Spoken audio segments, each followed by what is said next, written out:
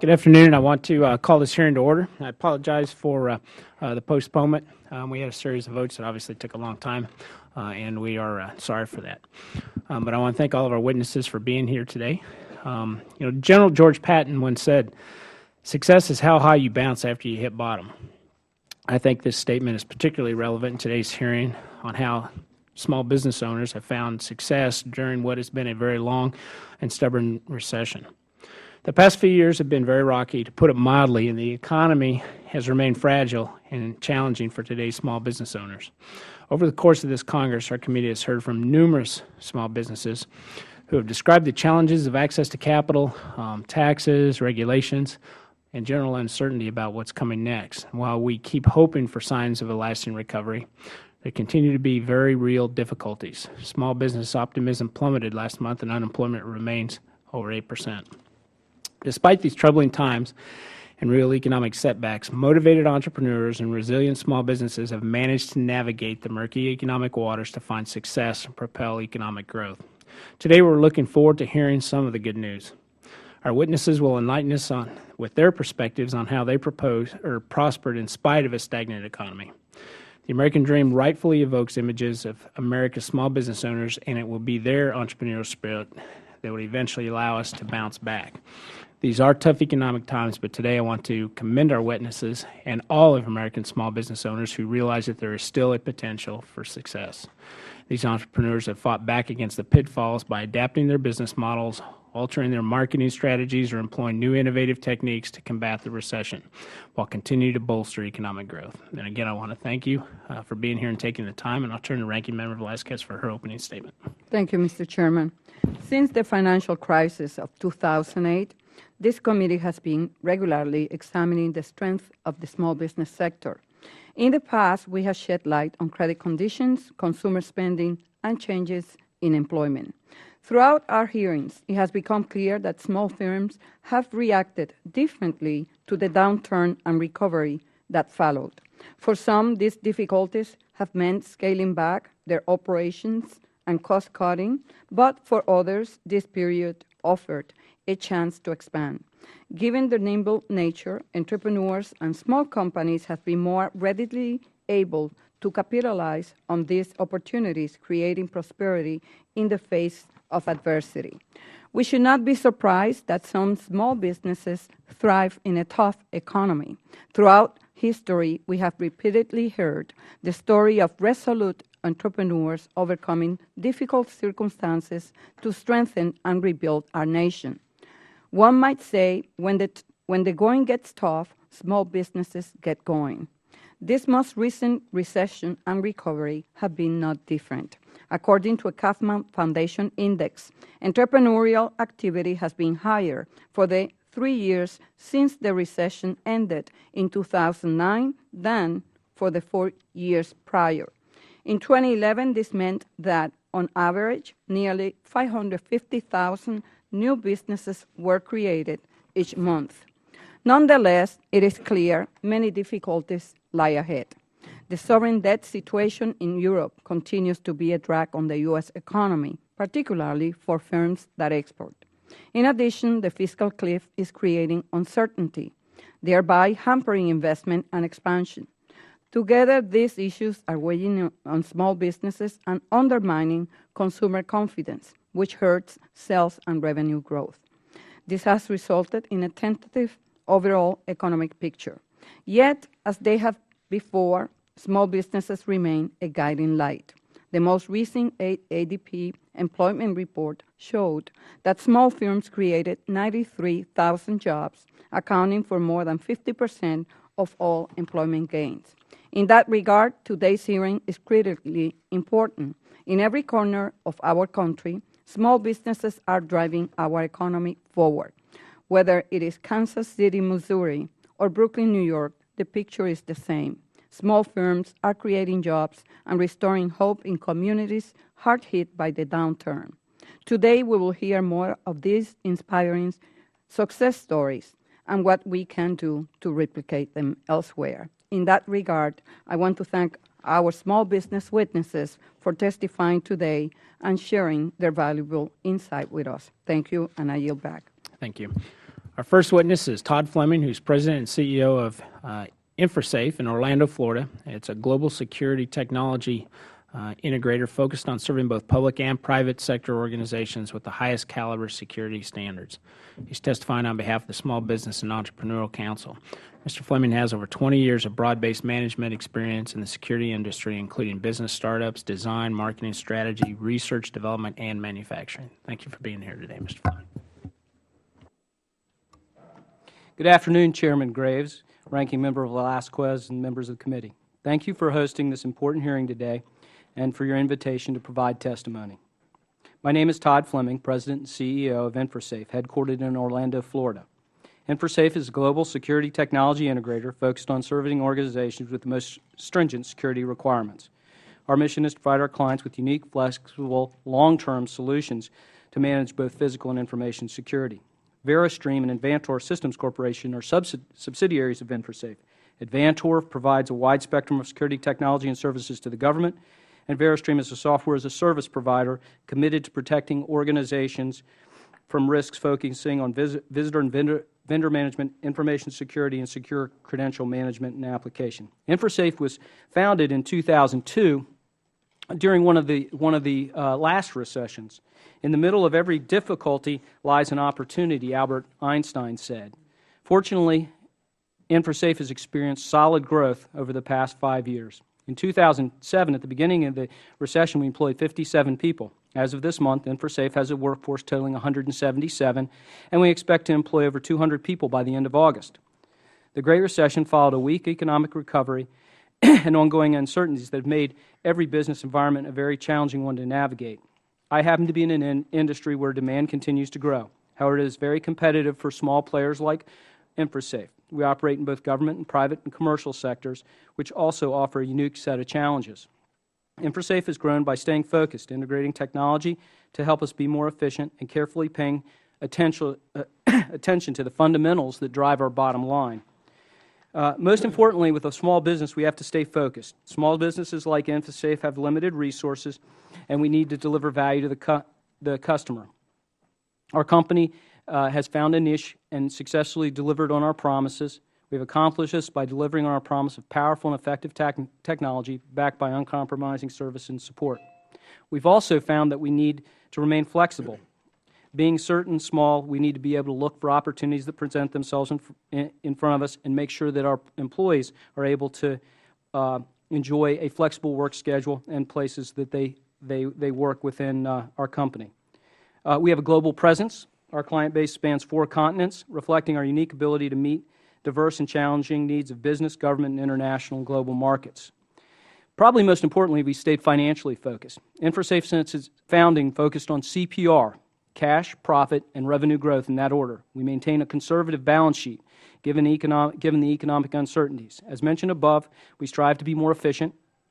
We domestically outsource, where we have a manufacturer in Cocoa Beach, Florida, who manufactures our printed circuit boards, and a small metal house in the west coast of Florida that makes our chassis.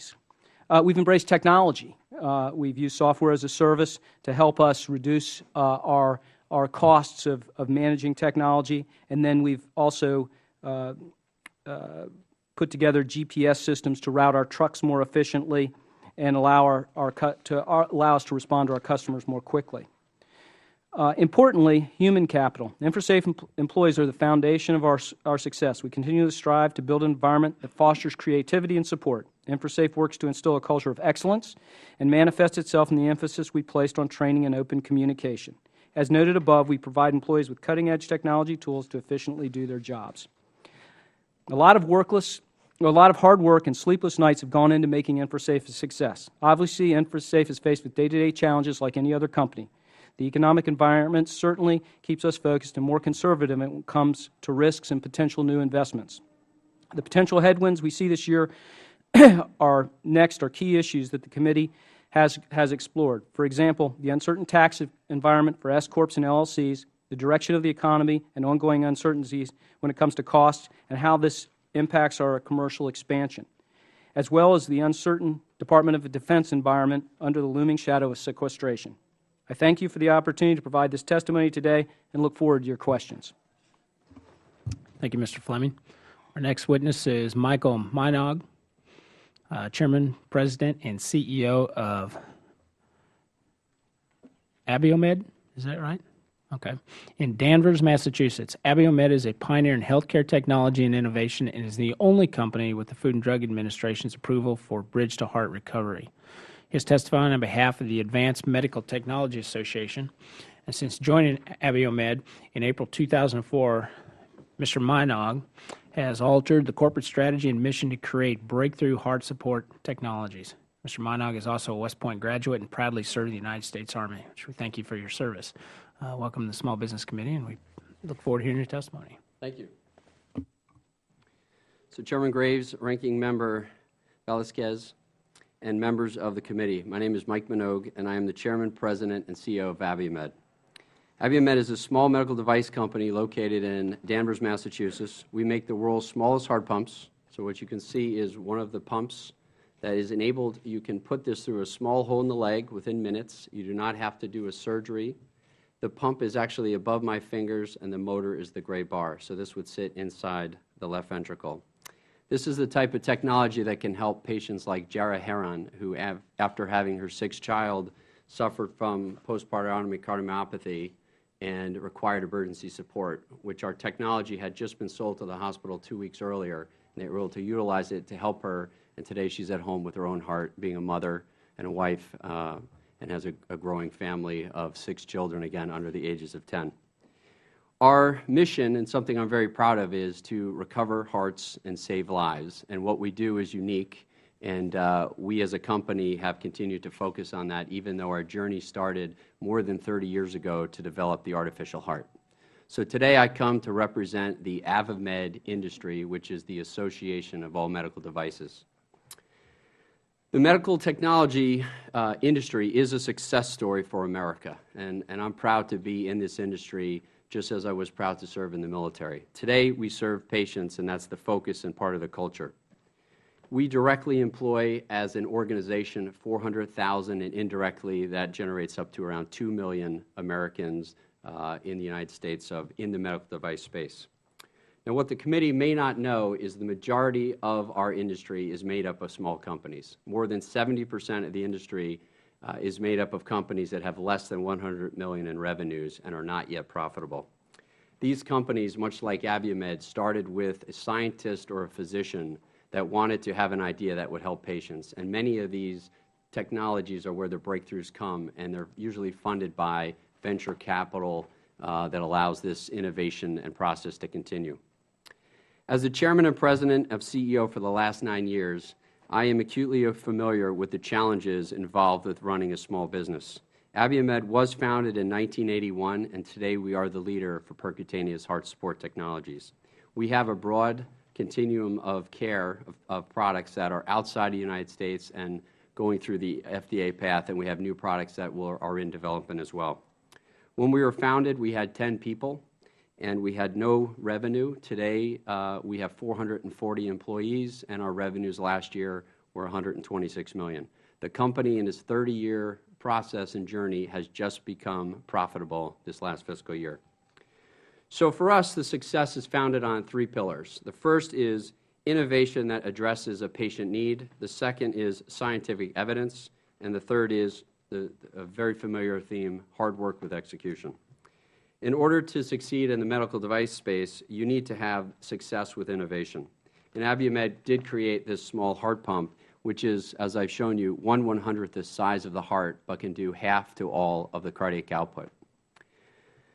These products are also smaller, so they're easier to put in, they're less expensive rehab, and they provide another offering to patients that many have no alternatives.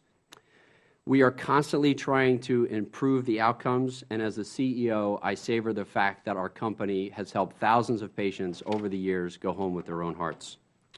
Secondly, in today's healthcare economics, we need to make sure we have an economic and clinical benefit for the patients. And our company has amassed a compelling collection of clinical and economic data showing the benefits, and recently we've been incorporated into the medical guidelines. The third pillar is hard work, and so for patients, the quality is there, but it's really about patient support 24/7, and this is the founding principle of our culture. So these three pillars, along with being frugal, have allowed us to execute on our mission. This field is free for innovation, but we do have to have a strong and efficient FDA, and Abiomed supports the partnership with them so we can bring innovation to the market. While we haven't always been happy with the speed of progress, we know that the FDA leadership, specifically Dr. Jeff Shuren, is focused on helping small companies and bringing innovation to the country. My biggest concern has to do with the medical device tax, which will be implemented this January. This tax will affect jobs.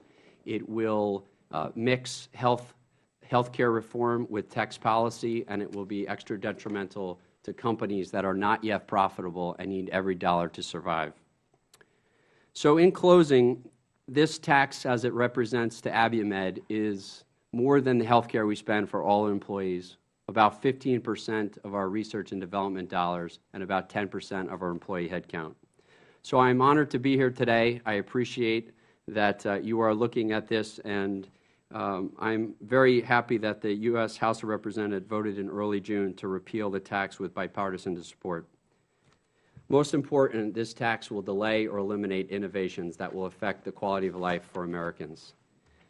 So thank you for allowing us to testify today, and we appreciate your interest. Thank you very much. Our next witness is Elise Mitchell, President and CEO of Mitchell Communications Group in Fayetteville, Arkansas. The company was established in 1995 as a sole proprietorship, and under Ms. Mitchell's leadership, her firm has grown exponentially, more than 400% in the past 4 years, to become a top 50 national public relations firm.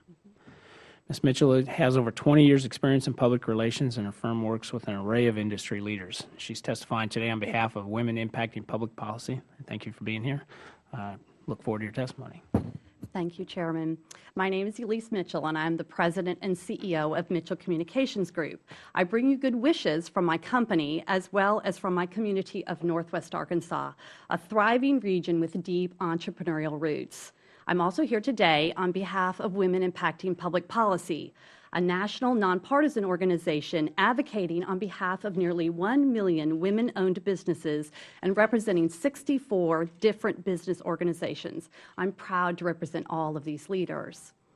Established in 1995 as a sole proprietorship, our company has indeed become a top 50 public relations and strategic communications firm, working with some of the world's largest companies and best-known brands, including Walmart, Hilton Hotels and Resorts, Tyson Foods, Procter & Gamble, Sam's Club, Southwestern Energy Company, and J.B. Hunt Transport. We're fortunate to do national and global work with these distinctive clients. We've successfully attracted top talent and developed new and innovative communication services. As a result, we've grown 445% in the last 4 years alone. We're very honored to have won numerous industry awards and twice been named to the Inc. 500 5000 list, as well as one of the 50 fastest-growing women-owned and led companies in North America, as named by Women Presidents Organization and American Express Open. I know other stories like ours, but unfortunately not enough. In reality, many small business owners have faced significant challenge in this recession. I'm often asked, how have we achieved this kind of growth in spite of a still uncertain economy? It's as simple as this. We've learned to look through the turn. Now, what do I mean by looking through the turn? Well, I'm an avid motorcycle rider, and I've built my business based on this concept, which is a fundamental principle of motorcycling that offers great insight. As you approach a turn, you must look where you want to go, rather than fixating on all of the potential hazards in the turn itself.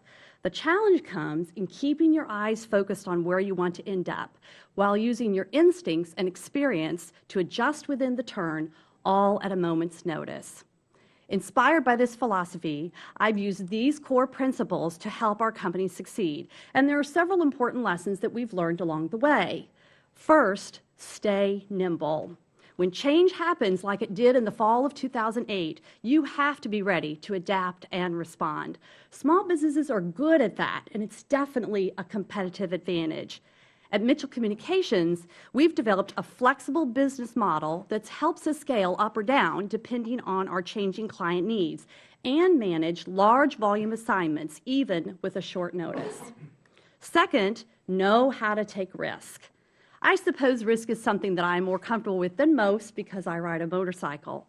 But the trick is to balance risk and discipline to yield solid results. This starts by having a clear understanding of your value proposition and then knowing how to build upon that where it makes sense. For example, we invest heavily in talent and technology, and we've rolled out a number of new services to help us meet emerging client needs, and we're evaluating new opportunities all the time. Third, stand for something. During some of the darkest days of the recession, we came together as a company to write a common set of values: trust, open communication, service, results, and commitment. These values guided us when we needed them most, and they have helped us attract some of the best employees and clients that anyone could hope for. And finally, don't try to go it alone. The best leaders understand the power of a team. It is the greatest privilege of my career to be the steward of Mitchell Communications Group, and I have learned that excellence attracts excellence, which means great people attract great clients. You can't have one without the other. It is my responsibility to continue creating a compelling culture so that amazing things happen when these two groups come together. It takes courage to be an entrepreneur, no doubt about that. And there is much that Washington can do to make the road smoother rather than more hazardous for us. Here are a few things you can do to help. First, fully consider small businesses in rulemaking. The decisions you make can have a huge impact on our ability to continue creating jobs and driving innovation. Second, facilitate greater access to capital, especially for the 8.3 million women-owned businesses in the U.S., and support the resources we need to not just survive but thrive. The SBA's Women Business Centers and the Women-Owned Small Business Contracting Program are a step in the right direction and will yield immense results. Third, reduce taxes. Many small businesses are S-corps, which means the company's taxes are filed under the owner's personal tax return at the same time that you are trying to put profits back into the business to make payroll, purchase new equipment, or simply keep the lights on. Now is not the time to increase taxes on those of us who are making critical investments and creating new jobs. As I share our story with you today, I'm reminded of the countless women-owned businesses and entrepreneurs of all kinds who are working tirelessly to fuel our economy. And when I think about them, their dreams and their determination inspire me, as I know they do you. Now, more than ever before, our country needs businesses and lawmakers who are willing to look through the turn, to fix their eyes on where we want this great country to end up, and to work together to get there. Thank you.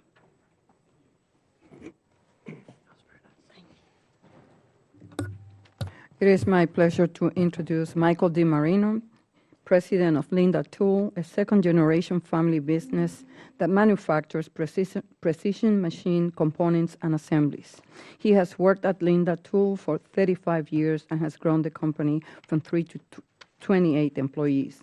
Linda Tool's state-of-the-art manufacturing facility is located in the historic Red Hook neighborhood of Brooklyn, my district. Mr. DiMarino has participated in the launch of the Goldman Sachs 10,000 Small Business Program, as well as USBS Mentorship Program. Socially committed to the restoration of the community, Linda Tool is also participating in a number of green initiatives designed to promote a healthy, sustainable, and safe working environment for its employees. Welcome, sir. Thank you. Chairman Graves and Ranking Member Velasquez and members of the committee, thank you for inviting me here to share with you some of the things that I and my team of talented, dedicated employees at Linda Tool did to get through this challenging financial climate with greater capabilities and secured business through 2017. The last 4 years have meant sacrifice for all of us. Personally, I've been set back financially a great deal, but I was willing to alter my lifestyle in order to keep my people. I learned a long time ago that state-of-the-art manufacturing equipment is very expensive, but the people who operate it are priceless. I handpick my team, no skaters. We all feel the same way. Everyone pulls together with a singular objective to do the best job possible. I work hard, they work hard, and I pull for the people who pull for me. I always try to keep the lines of communications open and let the employees know the truth about what's going on. Although times were lean and I couldn't give raises, I did everything I could to keep my team together without laying off a single person through the recession or since 1983. It meant sacrifices like cutting back to 32 hours for a good period of time. But no benefits were lost, no vacation pay, no health care. Still, the burden of the challenge couldn't be placed on their backs alone, so I looked for other ways I could support them by building the business in ways that would provide long-term relief and security. How did we do that? We did the opposite of what you would expect. Instead of pulling back, we invested heavily in new equipment, technology, training, and marketing. I uncovered markets that offered business growth potential, but first I needed to get certain things so I could compete for those kinds of contracts. I took a big risk and tapped into my personal resources to fund the expansion of our manufacturing capabilities and our entrance into these new markets. From the outside looking in, you would not have known that there was a recession at Linda Tool, but there was, and we had to work fast and be smart about every next move we took.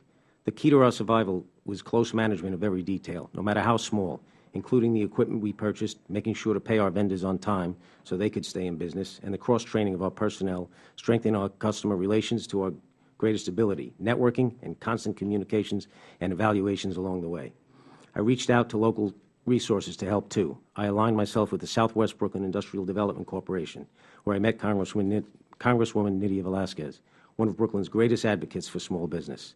She helped us to acquire the cost share grant that was instrumental in the installation of the Linda Tool green roof for environmental sustainability, keeping our costs manageable for a project like this. The SBIDC is a great organization, and it may be that everything I did leads back to them in some way. I also became deeply involved with New York City Small Business Services and their training grant program. I partnered with them to run the machinist training program at our facility in Red Hook, Brooklyn. Some of you may know how difficult it is to find skilled labor. By hosting the training program, I was able to observe the students and present them with an opportunity to apply for employment with us. We benefited by being able to select from a pool of trained, qualified applicants. Right now, we are talking with the SBS about an apprenticeship program. We also utilize the SBS training grant program to achieve 2 industry certifications we needed to open up opportunities in market areas we hadn't been qualified for in the past. For example, now we can compete for certain government contracts because of these certifications. But training not only opened up new business opportunities for us, it gave us a way of cutting costs by cross-training our people. So the guy who runs the lathe, for example, was also trained to run the mill. This way, we were able to reduce labor costs by utilizing the talents of our existing people.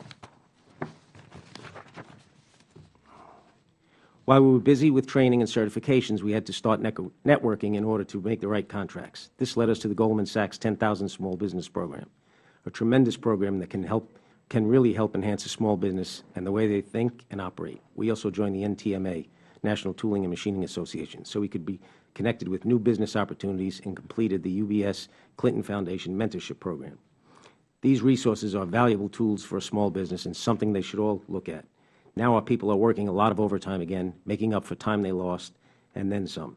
So you see, it all balances itself in the end. We faced our challenges head-on, guided by inspiration and fueled by teamwork, giving what we could and giving up what we had to. Because of that, we continue now on a path that has enabled us to access long-term contracts that take us right through 2017 and beyond. Linda Tool is blessed with great personnel. Just as we offer the highest quality and care to our customers, we also offer the same to our dedicated employees. I believe we are able to achieve the things we set out to achieve because of the people who work for us and with us. It is through our support of them that they are able to produce what is needed. Thank you again.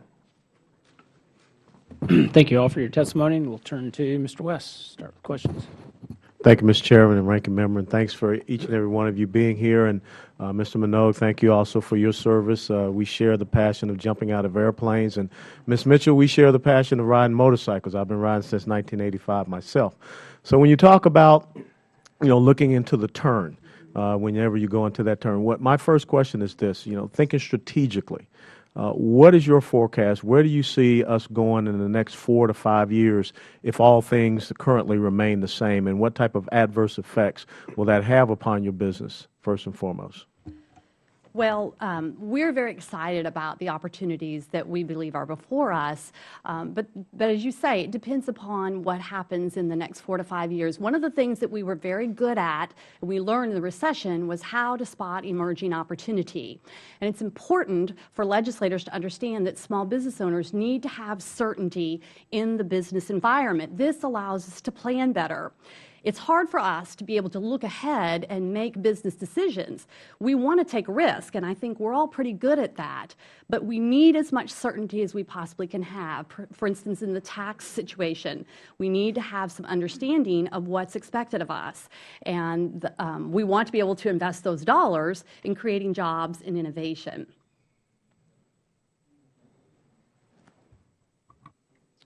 So thank you. Thank you for your question. And your time today as well. I think the biggest concern that we have is there needs to be innovation in the space, and the two main things for that is allowing companies to not pay taxes on revenue when they're not yet profitable so they can continue to innovate, and also the American public to decide the balance between access to new technology versus elimination of all risk. And if the FDA and the industry knows what the terms are, and we can go ahead and execute and have a win-win for all the American patients.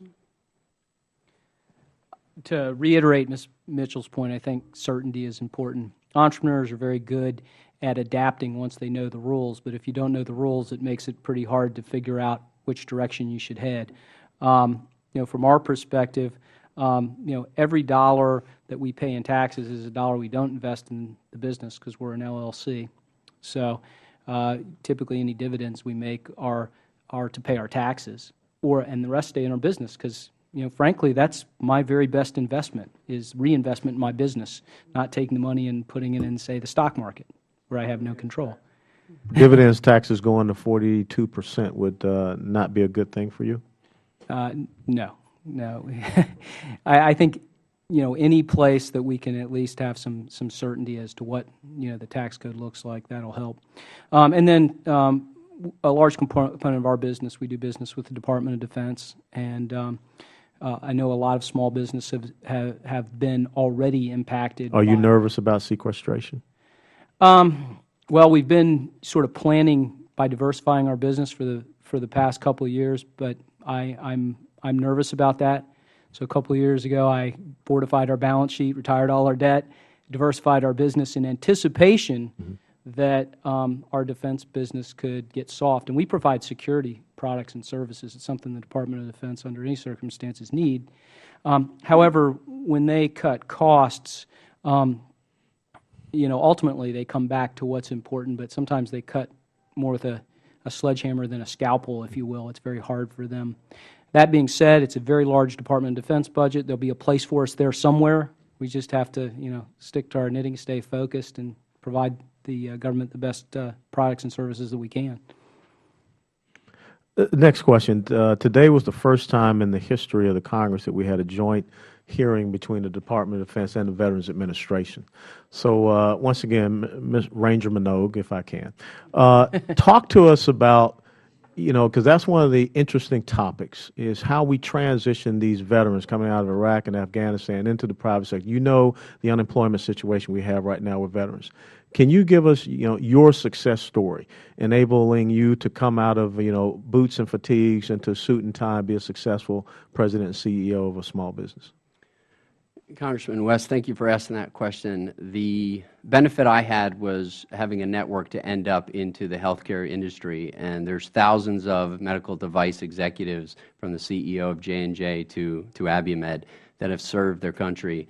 Recently, we've launched a program to identify all the medical device companies that have veterans that are serving in the company. We are going to have a program now called the MVP Heroes, Welcome Heroes Home, and it will incorporate internships at these companies. So we explain to folks going back to get GI Bills or just generic jobs what the jobs and the companies are about, and then also full-time employment to bring the veterans in that want to join the industry. The genesis of this idea was in meeting with and working with some of the wounded warriors. When they would go out to companies to interview for internships, they'd be told they just didn't have the qualifications required as compared to the people that they were giving the slots. And some of these folks had spent 2+ years defending the nation and then back in the hospitals for 12 months trying to heal their bodies. So it's a great cause. I appreciate you asking the question, and we're very motivated to make the medical device field the home of all veterans. Thank you, Mr. Chairman. I yield back. Thank you, Mr. Chairman. Mr. DiMarino, under the Economic Recovery Act that we passed, we included tax cuts for small businesses, such as bonus depreciation and expensing. Did you benefit from that? Yes, I've taken advantage of that the last 2 years. We've invested heavily since 2009. We've purchased close to $1 million worth of new equipment. So many reform proposals have included a corporate tax rate reduction that comes at the expense of tax expenditures designed to assist small firms. So my question to you is, how would a business like yours be impacted if they lost deductions and credits like bonus depreciation or expensing? It would most definitely impact me. It could probably kill a purchase that's on the horizon. We are planning to purchase more equipment either this year or early next year, and if we didn't have that bonus depreciation, it could negate that purchase. So do you believe that it's fair to eliminate them in order to pay for a corporate tax rate reduction that will not benefit small firms?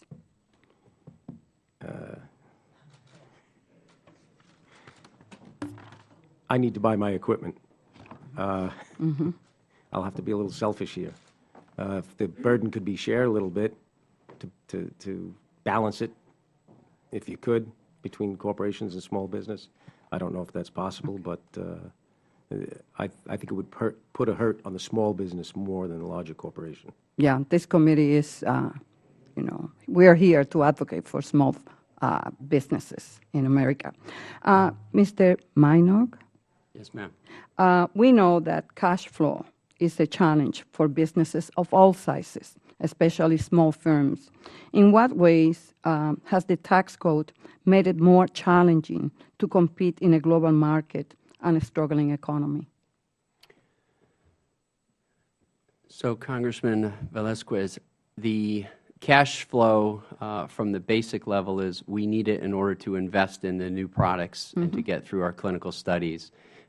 In our case, we have developed a net operating loss credit of around $180 million over the last 30 years.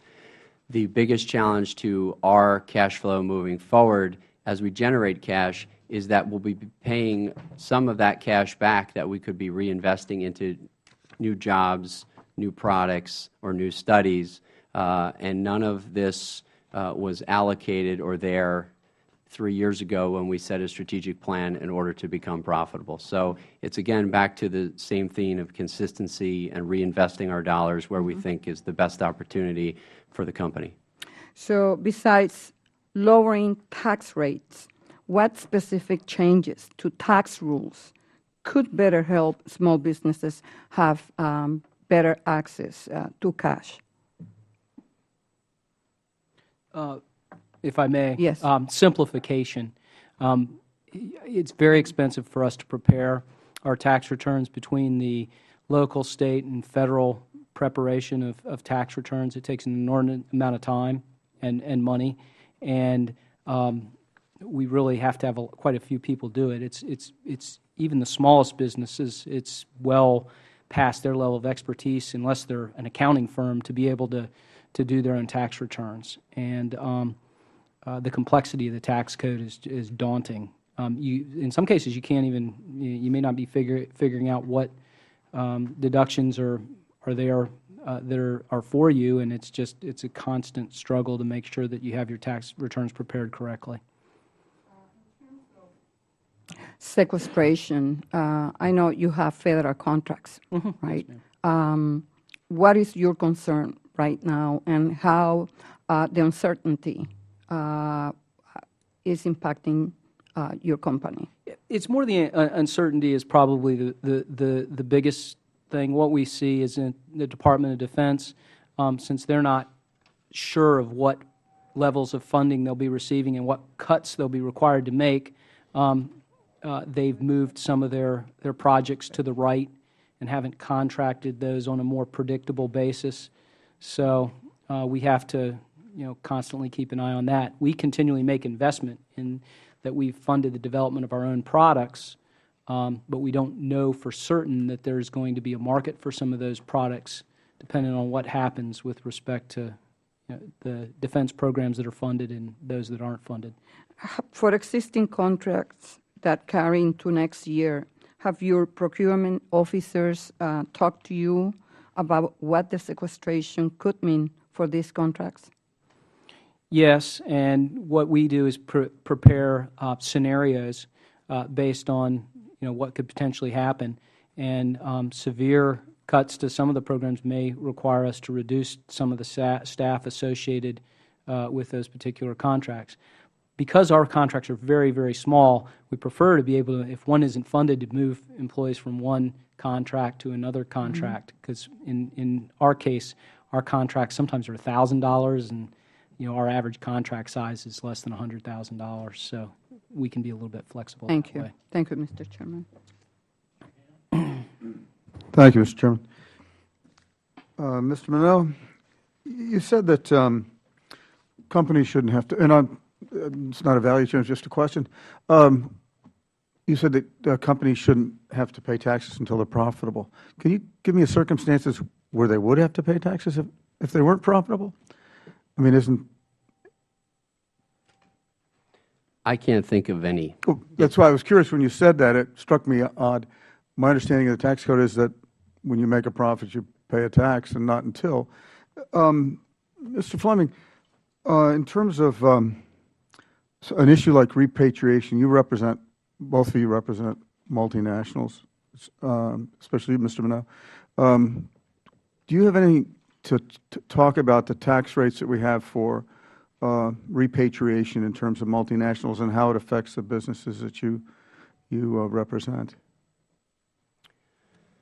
So we're still a small company relative to managing our cash in and out of the country and just achieving profitability. So one of the things we've done over the last couple of years to remain frugal is really have focused on our U.S. operations, our U.S. market, and our U.S. clinical studies. And part of that meant we also increased our manufacturing at our U.S. facility in Massachusetts, as well as some of our facilities in Germany. But the majority of our revenue and our operations carry the U.S. So it's really not an issue for you? Today it is not. But obviously in the medical device field, it does impact because there are countries like Ireland where they have a lower tax rate. And even though we're a small company becoming a teenager in the big market of J&J and Medtronics, we are getting called. We are having different types of government agencies around the world contact us directly, offering us perks and credits and funds if we would come to their country to manufacture. We've declined, but certainly there's a lot of interest to bring American companies, especially in med tech, to bring them and lure them overseas. Yeah, anecdotally, I've just heard so many stories from corporations with large amounts of cash that simply don't want to bring it to this country to buy a company here or invest here because we have expectations that we tax it at the regular rates when they do that, which means they pay twice. Correct. Could I ask you about do you have difficulty? I mean, some of you in highly technical fields, great deal of education required to work for you. Do you have trouble finding people who are qualified at the level you need them to be, and is STEM an issue for anyone? In our case, it's because we do work for the U.S. Department of Defense, we hire people who are capable of obtaining a United States security clearance, so we hire U.S. engineers to do our software and our design. Interestingly enough, even in the level of unemployment, it takes us quite some time to find an engineer. Our office sits adjacent to the University of Central Florida, and we intern but sometimes we can post a position. It may take us 6 months to find a qualified engineer to be able to do the work. So my feeling is in our country we need to produce more engineers. Interesting.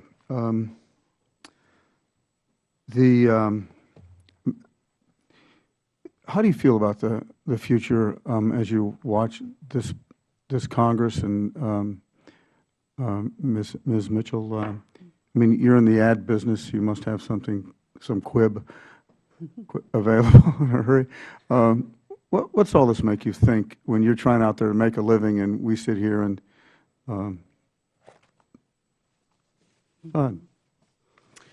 Well, I would say this, that most of us who are small business owners are entrepreneurs because we love it. We have a great passion for building something from nothing. And it's exciting for us to be able to see value come about from the work of our hands and to bring teams together. There are some really great resources that are available to small businesses, both public and private. The SBA does a great job of providing resources to small businesses. And in the private sector, there are a number of networks and organizations that have done a lot to accelerate growth and new business. And for instance, in our industry, we are very active in the Public Relations Society of America, the Council of PR Firms.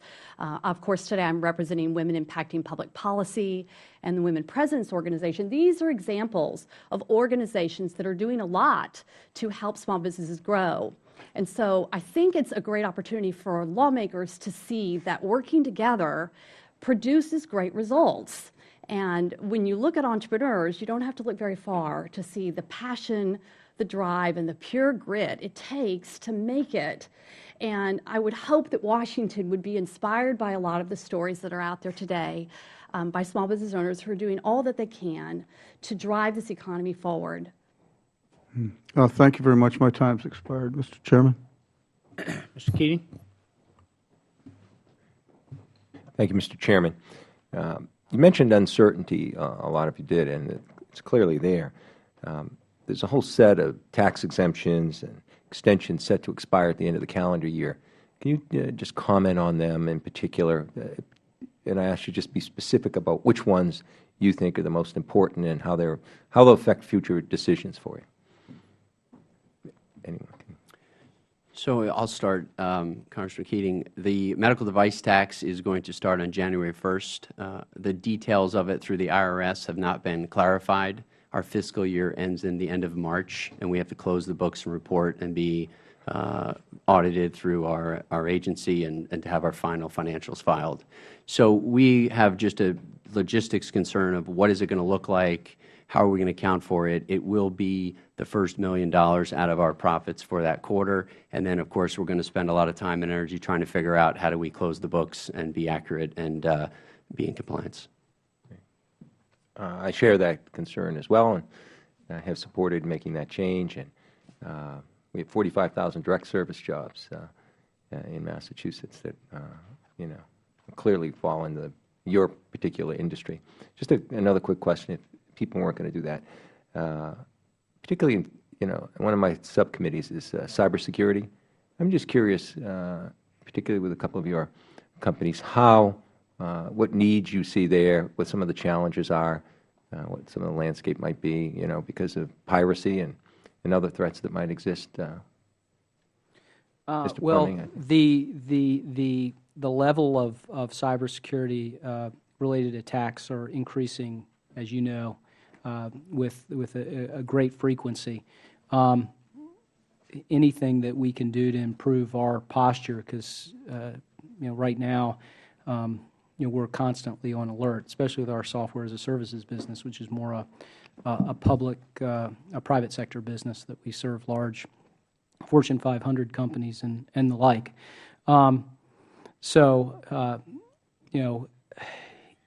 I'm not sure that I can, off the top of my head, come up with a solution that the government can give us for that. I think a lot of it is we need to exercise substantially more vigilance across the board, especially as it relates to our critical infrastructure. I think there's a lot to be said, especially for embedded devices that control critical systems being manufactured in the United States, as we have more control over the components that go in there and potentially their overall security, and the less opportunity to potentially have back doors and those kind of things installed in them. So, Does anyone else want to comment on that? One is obviously we're careful about what we put up and what we post. Another concern is just the Freedom of Information Act, if it's not implemented correctly, could allow for the openness and exchange of confidential information to government agencies such as the FDA. So we have policies in place, and we'll continue to monitor that to make sure that we keep what's supposed to be confidential, confidential. Great. Well, I want to thank all of you, and Mr. DiMarino, I want to compliment you on not having any layoffs, and certainly I think going forward, your probably most valuable resources and assets are your employees. Can you tell us what that effect of your not having layoffs and trying to work with them has had going forward? Well, I mean, it's brought me tremendous loyalty with my people. I mean, they're not even a thought when things are tough. I don't think about them. I run a night shift for 15 years now, and I have other friends in the business that run a night shift. They're worried about it at night. I don't think I've gotten 6 phone calls in 15 years from my guys. It's just, they do their work. Everybody's there to work. They all pull together. I have one gentleman. It's the only job he's ever had is with me, and his daughter just graduated high school and got a 4-year ride to Williams, which is pretty good. Yeah. And that's puts it all together for me. Great. I would note, too, that in all of your opening statements, that was a common thread, the team you put together and the loyalty that you have as a group. And I think that's why you're sitting there. So I want to thank you all for that effort. Thank you. Mr. Schilling? Thank you, Chairman. Thank you all for coming. I apologize for being late. I had 3 meetings at the same time. So, just a little background. I'm a small business owner myself. My dad and I, 16 years ago, we took a building that was pretty much vacant, and we literally, with our own hands, built it from the ground up. And it's been pretty successful for us. It's been a lot of hard work, 60 to 80 hours per week. Now my children are running it for me, and thank goodness it's still up and going. So, but can you folks have been somewhat successful in keeping people on the payroll. Can you just kind of walk me through, and maybe you've already discussed this, your decision to expand your businesses in the economic climate that we're in today? I'd be happy to speak to that. We are also in a situation where talent is our very best asset, and the war for talent is real. We want to be able to attract the very best people that we can, and so it's important for us to be able to find good opportunities, and that was one of the things that we learned during the tough times that we faced, is that you have to stay very nimble as a small business, and again, that's why I said we do it really well, but you've got to be able to evaluate opportunity and know how to do it. For example, there's a lot of things that in our field that we can move into, and we have, such as digital and social media, video services and creative type services, training. These are things that we have added on to our core business model in order to be able to expand our growth. But not everything is the best opportunity. So you have to become very good at looking and knowing, what do I do well? Where can I win? That's where I'm going to lean into opportunity. That's another motorcycling analogy, which is you really want to be very careful about where you risk, because you don't have a lot of opportunity to fail when you're a small business. So I think that's something that we actually are all very good at, is knowing how to understand what those opportunities are, and then having the courage to invest in that opportunity and really make it pay off for your company. Very good. You know, the common thread that I do like, and I fully understand what you're talking about, is the teamwork. You know, because and if you get one person out of sync, it's a problem. So, and that doesn't work too well on a Friday night at a pizzeria. So, Mr. Minogue, you mentioned the medical device tax and the impact it would have on your business. I have in our district Cook Medical Supply, in Canton, Illinois, and their mayor is very concerned with the medical device tax that's up and coming. If it's not repealed, how it's going to adversely affect the new business that they just built. And the sad part to this is I visited with some of the leadership folks in the company, and Mr. Cook, before he died, his idea was to build one of these medical device buildings all over the United States of America. And since this medical device tax has been put into play, they're looking at halting that. Each one of these facilities is roughly anywhere from $10 to $20 million of new building, plus the jobs that it brings along with that. Can you tell me a little bit more about how this will affect your company, if you could, sir? Sure. So the medical device tax is about $30 billion for the industry over 10 years. That's about a third of all research spent by the entire industry, so it's very significant. It is estimated it's going to cost us around 50,000 jobs in the industry based purely on the tax if you look at the numbers. Specific to our company, it is a pretty significant hit. It's about 15% of our research, 10% of our employees. It's almost double our healthcare costs, and it goes up every year. So what we're doing as we're growing is a combination of not investing in our legacy products, not expanding outside of the U.S. as quickly as we might. We might delay a newer product or delay a submission of a study a little longer. We'll continue to grow, but we're going to be very frugal in how we do it, and we're going to invest like crazy in the products that have the biggest impact to patients, that also we can show the clinical value, and in today's world, an economic benefit. Very good. With that, I yield back. Just out of curiosity, this question is for each of you. Are you optimistic about the U.S. economy? And what are you worried about if you're concerned? Mr. Fleming? As an entrepreneur, I'm an optimist, but I'm very cautious going forward as the economy. I think that we're starting to see the even though the recovery didn't feel very good because it was very slow, we're at the other side of the business cycle, and so I think we've got some tough years ahead of us. That being said, there's a pony in there somewhere. I think there's some opportunity if you look for it. I'm optimistic in Abiomed because of our innovation and impact to patients, and I know we'll continue to adapt and execute. As far as the economy, I'm not pessimistic. I'm not overly optimistic. I think that there's some decisions to be made, and the country has to continue to also adapt and execute. Mitchell? I'm an optimist, too. I wouldn't be in the business that I'm in as an entrepreneur if I didn't believe that there was always opportunity. I do think the American dream is alive and well, and I love to see people take a chance. And I think what is before us now is an opportunity to inspire the next generation that comes behind us.